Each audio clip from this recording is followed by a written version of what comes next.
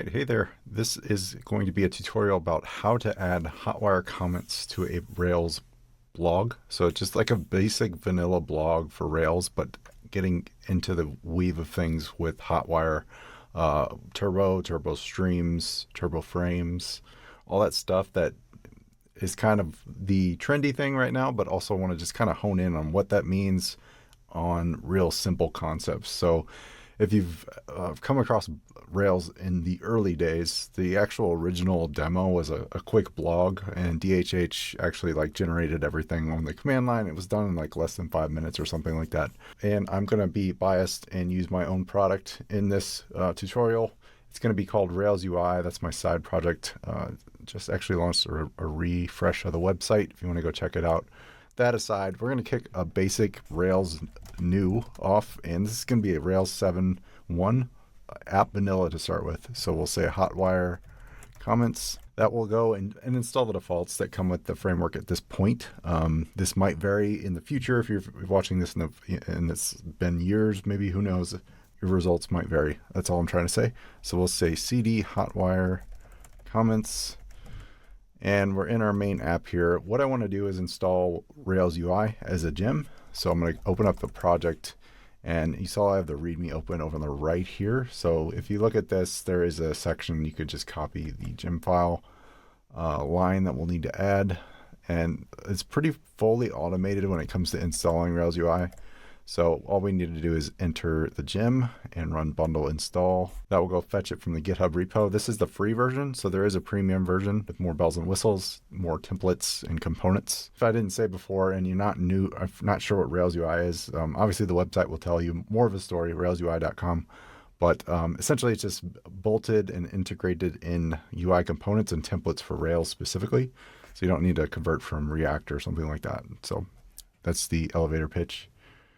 All right, with that installed, we need to run the installer. So we'll say Rails UI install. That will go and fetch some dependencies, install some assets, move things over, and get everything ready to rock and roll in your app. There are a few things you need to consider under the sun when you run this. And if you run a brand new Rails app and you run your flags, maybe it's CSS dependent like Bootstrap or something, forego that when you create your new app. And then when Rails UI is installed, it'll kind of dictate what does that for you. So you need to not worry about the front end assets so much, so your JavaScript and your CSS, and that will be taken care of. Okay, with that done, Rails UI is installed. That's the logo there. We will boot it up and you'll be greeted with a configuration screen. I'm going to go very fast just to save you some annoyance, I guess. There's a kind of a new splash page that comes with the gem. We'll go ahead and configure it. I'm going to call this Hotwire comments, and I'll leave the support email alone. There's 2 templates that are free right now. More coming soon, of course. These are a big undertaking. They seem simple, but they're not.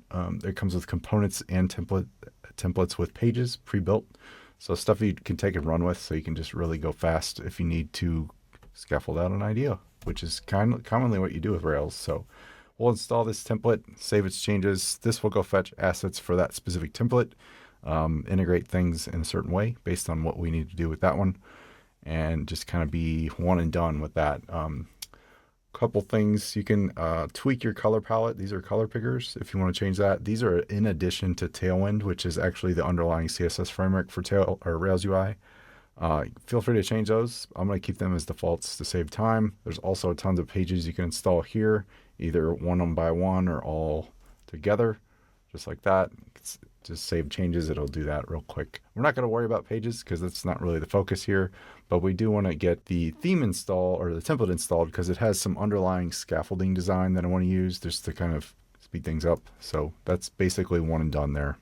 So in this project, we're going to worry about mainly a blog post and then comments under that post. So the post we need as an initial resource to comment under. So I'll run that. Hopefully you can see this. Rails generate scaffold post, and we'll do a title that'll be a string. Content will be text, just the basic body of the post. And then with Rails UI, there is a user installed by default. So, and we do that for a variety of reasons, mostly because one, it sets things up, configures it for you quickly. Two, right now, it's very dependent on the devise gem. There are other gems in the wild I know we could use, and that might be something you can configure in the future. Just haven't gotten there yet. But basically, it assumes you're going to use devise. So that is maybe either a breaking point or a good thing, depending on what you use. I'm not sure. But yeah, if you have feedback on that, let me know. So we'll say user references in this case, since there's already a user model. If there isn't a user model, you would need to go generate that and then do that migration to add the user ID to the post, if that makes sense. So we're going to go ahead and assign user to a post. And if you look under the hood here, when you do the scaffold, it invokes a Rails UI version of the scaffold. So that's kind of part of the nicety of it. It also creates some navigation links by default. So when you create that, it appends to a nav bar. It's kind of just quick and easy stuff that's just done. So you don't have to go do all this manual work. I think that's mostly it for the scaffold, though. We'll want to go ahead and generate the model next for comments. So I'll say Rails generate model comment, and this one's just going to be a content of text, so just the body of the comment. We will reference both a post and a user on this one. So post references, and then user references. All right, and that generates that. We'll want to run Rails DB migrate to migrate those changes in, and you need to spell it right. There we go. That should create those tables. And then we're ready to almost rock and roll in the editor. Actually, we are now. So we'll go ahead and do that. I'm in the editor over here. A lot of Git changes to deal with. I'm not going to worry about those at the moment. But in our models, I want to pay attention to those first. So in our post model, we will have a belongs to user, since we did that user references, and then has many comments, and then I want to do dependent destroy. Okay, and then underneath the comment, we will do the belongs to post, belongs to user. That was automatic simply because we did those references. And then on the user model, we'll have many posts and comments. And we'll do this dependent destroy too. The fat chance you delete your account, that stuff will just go away too.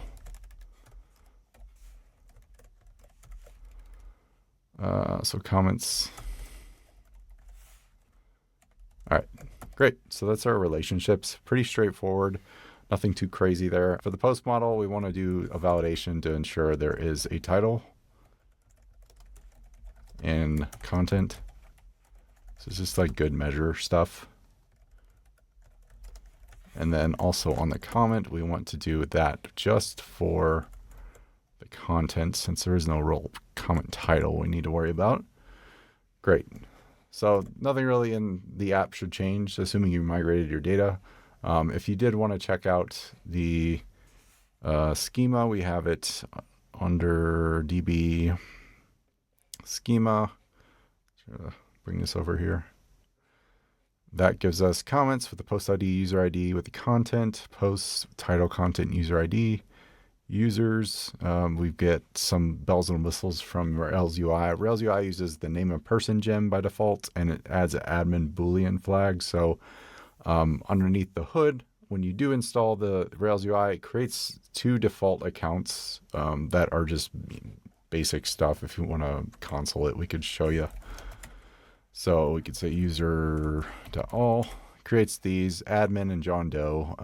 Obviously the use case there is one's an admin and one is not. So your mileage may vary based on what you need to do there. This is only when you first install it. So if you ever reset your database, that goes away. And I need to actually add a task maybe to redo that. I haven't done that yet, but that is a future enhancement I plan to do.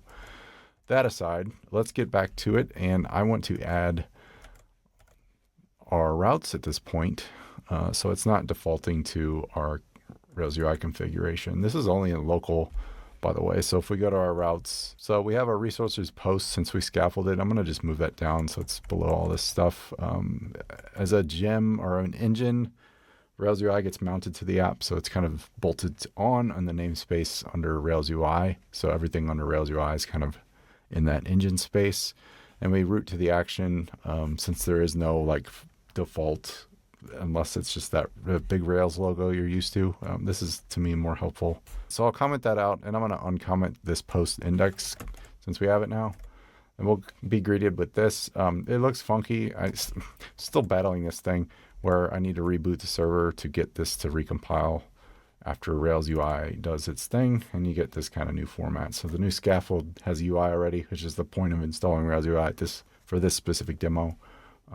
So we got default styled stuff. If you wanted to go get more components, you go over here, click on the little Rails UI icon, go to design system, and you'll get greeted with a ton over here if you want any.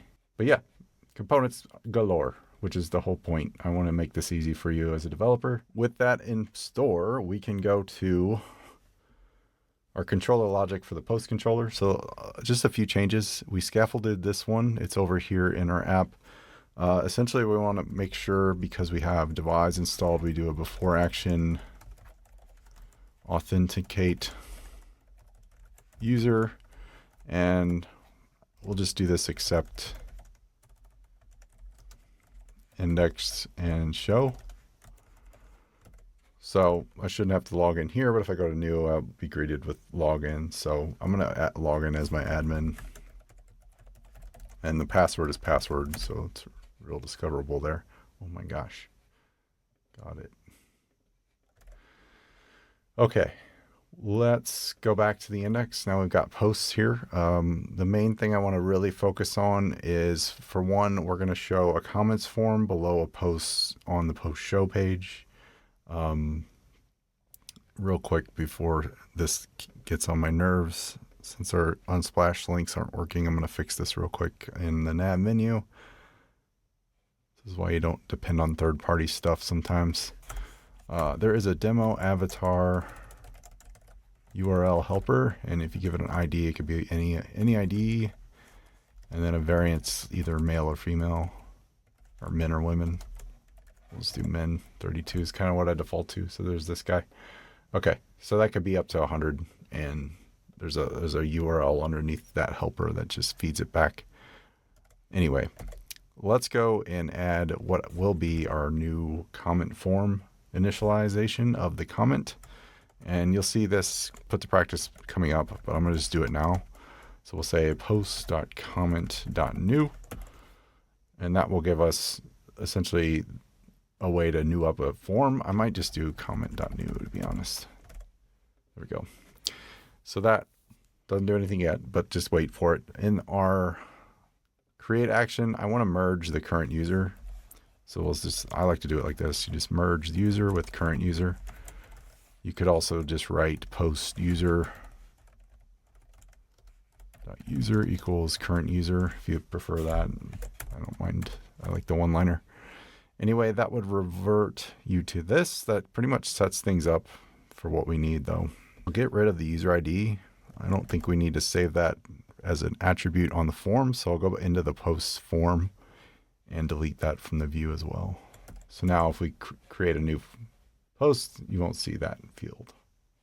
Great. With that out of the way, this is pretty much vanilla Rails outside of just adding that basic user merging thing, which is Devise. So we have our dummy account here. This is an admin account. Nothing about this really needs admin level specific stuff, but that will get us to where we're started. Next, I want to generate the comments controller. And I'm actually going to go pretty manual with this one, but I do want to generate on the command line just to save us a little bit of time, keystrokes. So Rails generate controller comments, and I just think I need create only. So it should go ahead and create that. There is a create action that gets added to the routes, and also a create view. We don't really need either, so I'm going to delete those. That's the downside of generators. So I'm going to go in there and just, well, I'll delete that for now. I do need a new file, and I need a form, And we'll need more coming up, but I'm going to just get the basics out of the way. So this is our new. Then we have our controller with the create action. Before anything to do with comments, we're going to require an authentication. This is built into Devise, by the way, if you're not sure. Great. Okay. One mass housekeeping thing. It added this comments create. We're going to get rid of that. And instead, we're going to resource nest and say resources comments. Now this should set it up so that maybe you're linked directly to a comment. Sometimes you can do that. And it's going to kind of take on this shape where it's your site / post, and then the post ID, and then will be comments, and then the ID of the comment, which will just be like ID for short. So that's how Rails kind of does it. We'll get into that more in a second. Okay, so after the routing is structured, we can go and think about the form. And this is all, at this point, vanilla Rails. There's no Hotwire yet. And I kind of want to do this on purpose so you can see how it evolves. Basically go from page refreshes to real time. So let's go back into the form. There's nothing in here yet, but I do want to go into create a basic post first. So I'll just say first post. This is the first post content. Great. So we'll create that. Creates it. This is just Rails UI default scaffolding stuff. Nothing fancy, but it's better than the defaults. In the form, I want to render it actually on the post show page. So it will actually render right here, and it will be, nested from the post. So you can say, assuming it's a blog post, you can, chime in with a response about the blog post like you would normally do on a blog. So we'll add a form with, and we could say model. This will need to be, because of that routing we added, if you recall, we'll have a post and then a comment. And we'll pass in the instances of those as local variables. This might be kind of foreign if you're not 100% used to Rails, but you'll see in a second how that works with a partial rendering. And then we'll render the form fields. So in a comments case, we just need I'm going to do render shared error messages as part of Rails UI. And then we'll say resource will be form.object. And that's just, if there are errors, it will go ahead and render those in the view if that happens to be the case. And then we'll have a form group. Now this is part of Rails UI as well. Kind of just adds some offsets between form fields. So we'll have a form.label, and we'll call it content since that's the field on the database. And I'm going to actually relabel it to reply so it's a little more obvious. Then we'll have a class of form label. Again, Rails UI class. Componentized Tailwind CSS classes into form specific attributes just to save you keystrokes. Other areas of the UI don't always have that. It's just one of those things where I've repeated myself, and if I find myself repeating myself a lot, I will extract it. And it just makes more sense, even though that goes against like the Tailwind ideology, I suppose. So we'll say form input on this one. And I'm going to have a placeholder so it's kind of obvious what you're supposed to do. We'll just say type a response. Okay, and then below that we'll have a form submit. And much like form elements, we have button elements. Again, if you want to view these at any time, there's this little icon down here in your app, assuming you're using Rails UI. Go up to the design system. I just command click that, and you can go find the component you're looking for. So here's buttons, for instance. Pretty dope. If you want to get the code, you can copy paste it there. ERB2, Hamel. Okay. So that gives us our form. We want to then go into our show view of our posts. So I'm going to go over here to posts. In our show view, below all this content is essentially what we're looking at here. So if I type any text, there it is there, that wonderful dummy text. I'm going to just add some huge offset to make it obvious we aren't right on top of the other content. I'll add an h2 class or h2 tag, and I'm going to call this pluralize. I'm going to pluralize how many comments there are, and that's just kind of useful to see basically how many are on the comment on the post. So we'll say post.comment.size, and then pluralize works with a singular naming convention, and we'll essentially pluralize it. Is that a comma? Yeah. Comment and report back. So it'll say, well, that needs to be plural. Post.comments.size, 0 comments. Great. Now we don't have any style for that. If you want to go find typography, I don't have it baked into components, but instead I did this route, which I find a little more forgiving. So we'll go paste that in. Right back. There we go. 0 comments. Okay, below that heading, I'm going to add our form. And this will be rendered as a partial. I'm going to render it from the comments folder, pass both a post and a comment. Because we're going to come back through with some turbo stuff and fix that up. So at this point, you should see the form. Now it doesn't work because we don't have any logic. So we need to go fix that part. So let's go back to our comment controller. And in the create actions where the magic's gonna happen for the most part. But before we do that, we need to make sure we assign a post to the comment so we know what comments are referencing what posts. So we'll say before action, I'm gonna call it set post. And we'll have a private method. This will be just basically finding the post. And remember that big slug I was looking at. So it would be like this, and then comments, and then ID.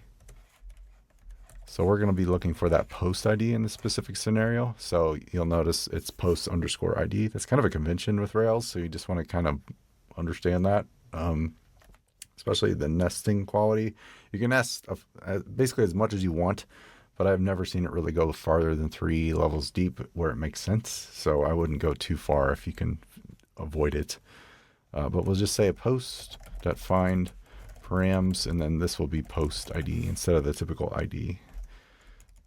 So hopefully that makes a little sense. And that's just because we are nesting that resources in the routes. So again, this bit. All right, so we need to also require our comment parameters. So I like to nest that in a new method, and we'll say params.require the comment, and then you'd permit the specific fields you want to make sure can be passed through. In this case, we just have one. We just have this content field. Great. So that's, again, vanilla Rails stuff, pretty simple. Under the create action, I'm going to just do a comment equals post.comments.new. And in there, we'll have the comment params. I'm going to, again, merge the user. Cool. That looks complicated, and I guess it kind of is, but you're basically taking that post, the comments on that post that are relative to it, and then newing up a new instance of it so that post ID is already there, and then assigning the user at the same time. So we get it all in one fell swoop instead of having to do like one by one line. Just like a shorthand technique, really. So in this case, we'll do a respond to block. And I'm doing this for the sake of, well, it would probably come with the scaffold, but also because we'll be adding turbo response to this as opposed to just the default HTML. So we'll say if comment.save else end will do something. So format.html, we will do something. Format JSON, I'll just add it just because. But this will be redirect to post URL post, because we don't really, I mean, you could redirect to the comment, but I'm going to go, I don't have comment detail pages, so I'm going to just go to comment or the post, and we'll say notice comment was successfully created. JSON, assuming you need JSON, might not. We'll just do render show status created, and location is going to be the comment.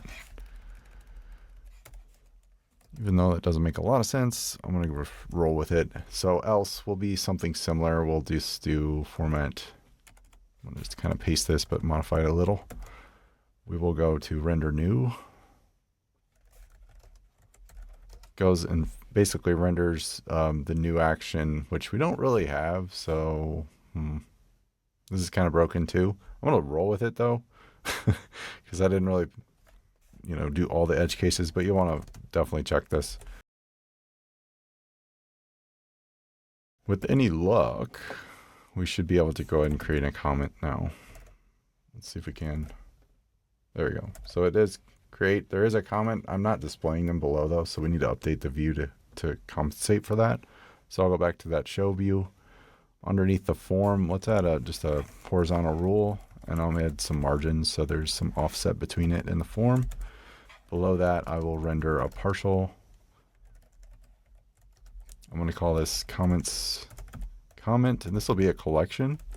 Essentially just a shorthand for rendering like an each loop. So I'm going to say collection will be posts.comments. Cool. So we need to actually add our comment partial though. So let's go do that. So in our comments file or folder, new partial with underscore comment html.erb. And that file will be some basic stuff. So I'm going to say the basic div that's going to be the comment container. So class will be font semi-bold. And we'll just use the comment.user.name. Now that ships as a attribute because of the name of person Jim and Rails UI. So if you're not following with Rails UI, you won't have the name attribute. You'll probably just have the email if you are using Devise at all. Or if you're rolling your own auth, that's fine too. You could do whatever you want there. Pros, slate. And this will just be our comment content. Great. So if anything, we should get our comment displaying there. I'll do it one more. Comment create. Great. So that's, that works great, to be honest. And the only thing that's kind of is it's a full page refresh. And that's kind of the point of Turbo. We want to be able to just like click, have things change. The page doesn't move, jank. Those notices don't have to always display. You could make those work with Turbo though if you wanted. Extending this to be Turbo is the next step. So we'll say how to get to Hotwire in this next step. And what we'll essentially do is utilize things such as Turbo frame tags, update our controller responses to be Turbo streams. Those streams will then go and hook into and look in the DOM for unique identifiers, which we're going to set, and then update the contents of those HTML elements in real time. So it's kind of doing some JavaScript under the hood for us, so you don't have to essentially write any JavaScript, which is nice.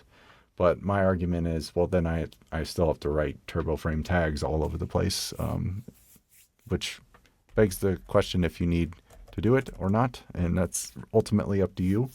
In a blog form, maybe commenting in particular, it's pretty useful for the sake of streaming updates to stuff. I think it can be overdone, is what I'm basically getting at. So how do we get to the next turbified step? Let's start from the basic show view here. The main thing I want to do is take these dynamic Rails elements and make them static, more or less static, and make them more dynamic with Turbo. For that, we're going to actually wrap a lot of these with Turbo frame tags. Now you can do this with unique IDs as well, just on divs or something, but the Turbo frame tag doesn't really respond as like an actual HTML element. I think it's like a web component or something. I could be wrong with that, so correct me if I am. So we'll say you need to basically establish a unique identifier with most of these because it is on a specific post page and a lot of times a specific comment, so you need to update that specific thing. So not always the case, but I think when in doubt, just always make it as unique as possible is what I would approach it as, instead of just making it generic. So essentially adds an ID. So we'll say post.id comment count. That's how I'm going to call this one. We're just going to wrap this in that. And if you look under the hood, nothing really changes in the markup. But if you go and look at the inspector, you'll see a turbo frame with the ID of that post1 comment count because we've got that hooked up that way. Now in this specific view, you could use that DOM ID helper if you've seen it before, which kind of just takes care of this part. So you could say DOM ID and then post, and it'll do the same thing. The reason I go the other route is because you can't access, I don't believe you can access the DOM ID when you do the over the wire stuff. Not 100% on that. Nothing really matters yet of how that works, but essentially it's going to be able to target that specific comment count and update it in real time as we make changes to comments, whatever it be. So we'll need to do the same for the form. So we'll do a turbo frame tag. And this will essentially do a post comment form. This one doesn't have to be too crazy unique.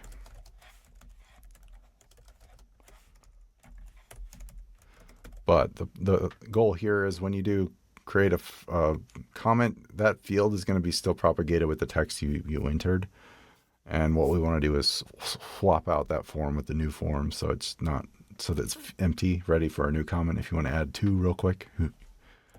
So I'll do the last one here.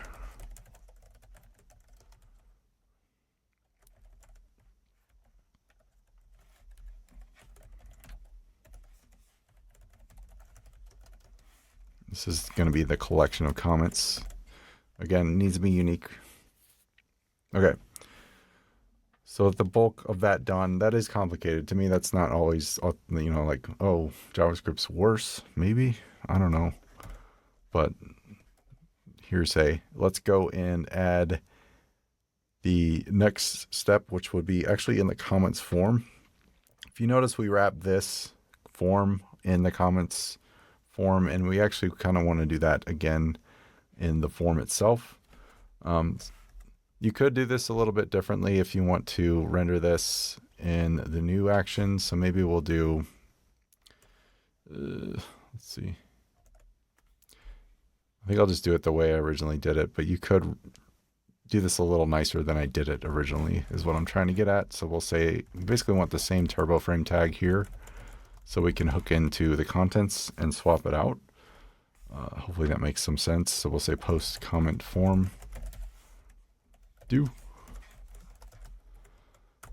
Okay, so essentially when we do that turbo frame, the form submits. This form in particular, it's going to be a post request, which goes to our create action. This is going to eventually, we're going to do a format.turbostream. That turbo stream response is going to come back on that create action and do a swap. And I'll show you that in a second when we get to it. But we need to update the comment itself real quick to be a turbo frame tag too. This will be useful when we go to edit a comment or delete a comment, because we need to individually identify a comment in some cases. So turbo frame tag will be, we can use DOM ID in this case, and I'll just use comment for that. Cool. Now back into the controller, I already typed that turbo stream response there. I'm going to do the same here just to have it. And at this point, for the create action alone, we can hook into how we're going to update that on the fly. And while you could do all the logic in your controller and respond to like we're doing with the HTML stuff here, since that's so, you know, minified, we could do it right in line. But you could actually go and create another file. I'm going to go create.turbostream.erb, and that's essentially going to hook into that automatically. So I like this because it's cleaner. It's just nicer to look at. So what we'll do is type turbo stream replace. And if you notice these method names, very JavaScript driven. So it's essentially the same stuff. It's just under the hood. So you're writing Ruby to do the same thing JavaScript could do. The benefit to doing this route is that you can basically sync up the controller responses logic with the JavaScript logic all at once, so you don't have to worry about like crazy DOM manipulation on the front end, and make sure it, Ajax is into the back end, all that extra JavaScript you'd have to write and JSON and whatnot. It's just done to be HTML only, which is nice. So we'll render a partial. This is essentially doing the form reset. So if you ever submitted a form, sometimes the state of the form stays the same. And the whole goal is to reset that form. So it's basically, there's no content in it. You could create another comment. There's no out of order stuff going on. So we'll say partial comments form, and we need to pass locals. I'll do it this way. We'll say comment, and then post. And you're probably like, well, where do these instance variables come from? They come from the same action in your controller. So we're able to use this stuff since we have it available in this file. So that's essentially how you do it. If you ever needed to make a new variable, maybe like current post or something, I don't know, you could just do it that way instead of having to invent the wheel in this file. So this will reset the form essentially at this point. I'm going to also update the count. So we'll say turbo stream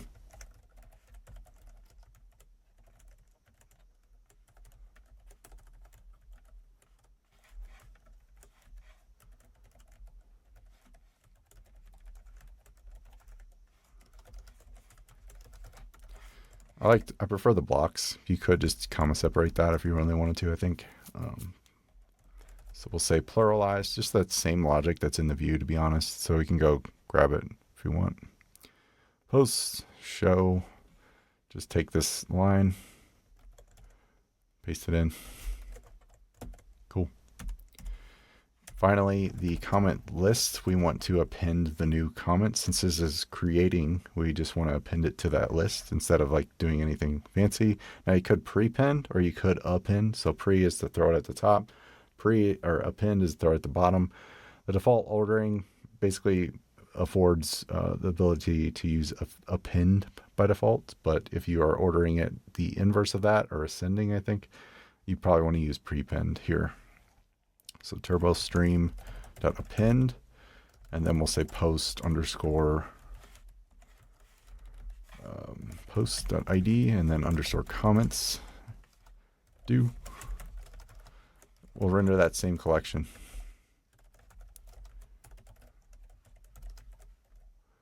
Comments, comment, and then locals. In this one, we could just pass a comment. Since it's the singular comment, we don't need to it's not actually the collection, excuse me, it's the partial comment. So it'll be comment. All right. With any luck, this should work. So test, there we go. So that might have been fast. It looks like the post form didn't update. Let's make sure that works. Form, post comment form. Post comment form, and then post comment form.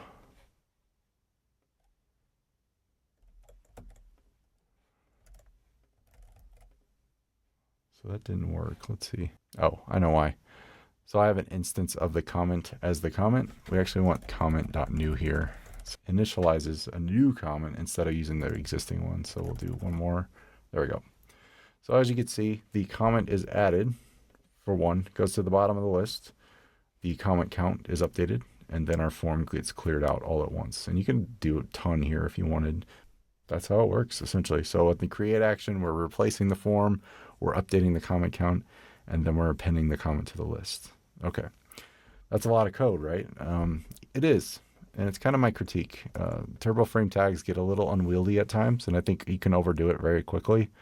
In this specific UX, though, I think it makes a lot of sense to go for, because you can actually, if you do the stream in this function, if you turbo stream from post, like post, something like that, you could basically have people with two browsers open on different systems, and they'd see the comment prepinned automatically. I'm not really working on that in this specific example, but that's another step you could do. It would basically just be that tag there, and then you would append in the model of like post broadcast to, you could just do broadcast if you really wanted to. That kind of gets the action cable component in play. A little more logic there. Maybe do that in a different video, but that's how that could work. That's essentially the create action though. So what about editing a comment? That's next. I think that's a useful thing. Some apps don't let you edit, which is funny, but let's get into it. The specific comment partial in our case doesn't have any controls, so we should probably make some. So I'll do that just below the comment content. I'll just add a block.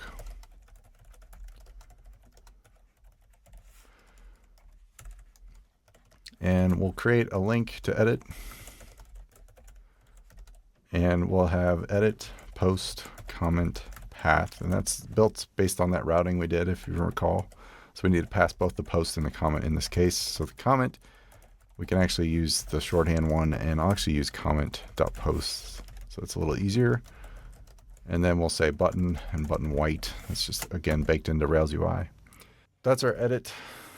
Now, this won't work. There's no edit action yet, so we need to append that. Real quick while I'm here, though, I'm going to append a button to delete, because, of course, you can't edit and create without deleting. So we'll say button 2. This is going to be essentially a baked-in form for deletion. It's a little easier with Turbo to do it this way. I recommend it as opposed to a link to. Pretty much because you need to import that Rails UI.js library. This is a different JS library to do it, and Turbo pretty much does that for you if you want to just go that route. So we'll need to pass in comment.post again, and then comment.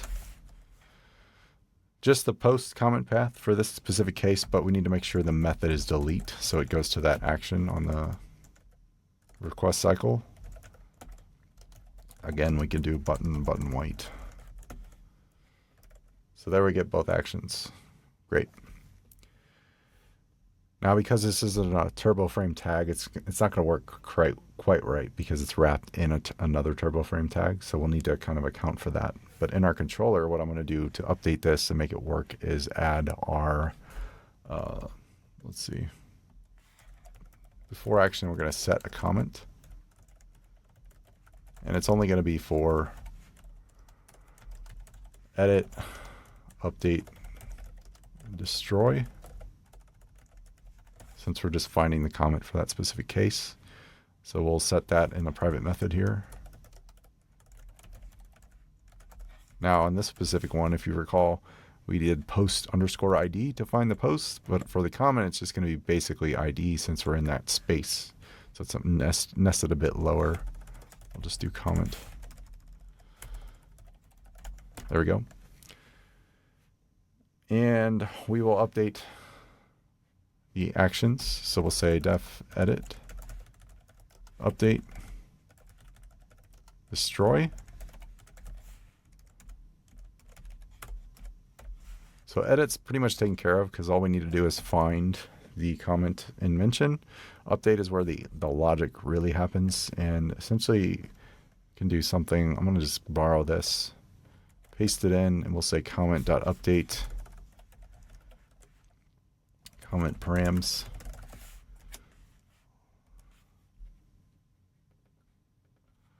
Just update a few things. I don't really need JSON to be freaking honest. I'm sick of looking at it. I'm going to take it out. There we go.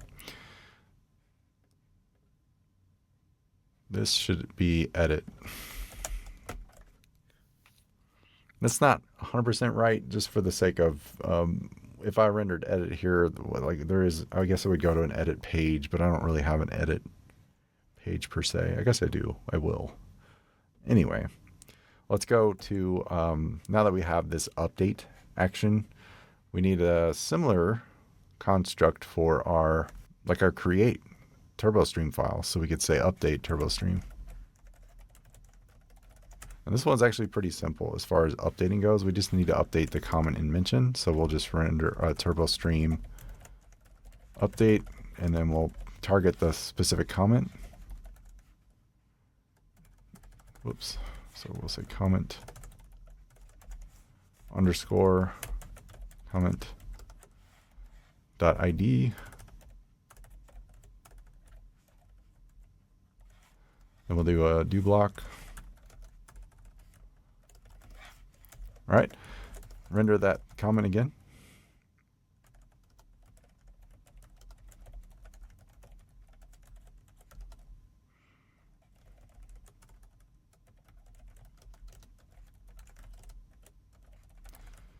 Okay. With any luck. Oh, well, you have to spell things right.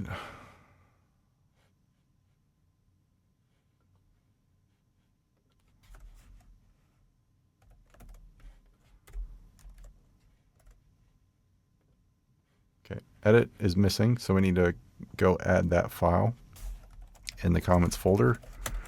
In the edit view, basically need to render our form again in the edit view. I'll just render the partial though.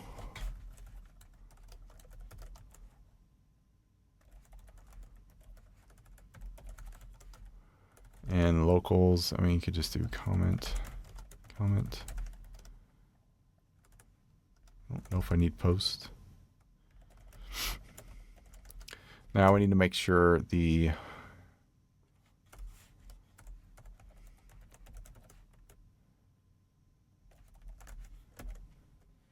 TurboFrame tag matches. So there we go.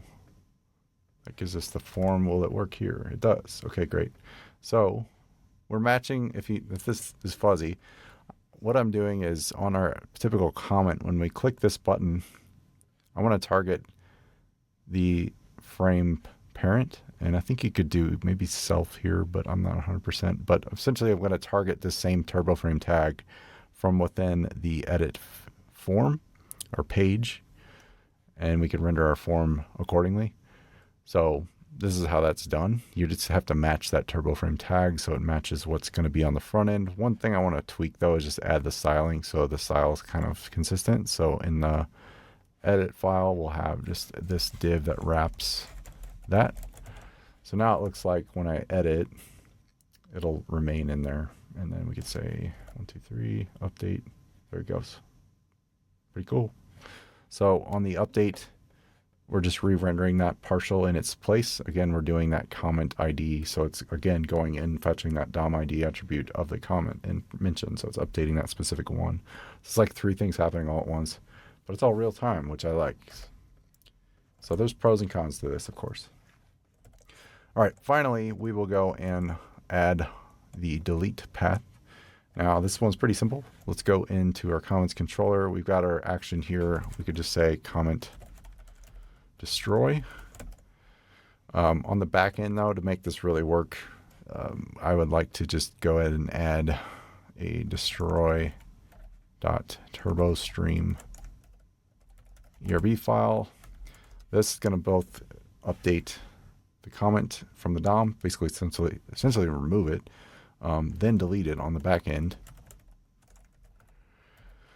We could call remove. We'll call that specific comment again.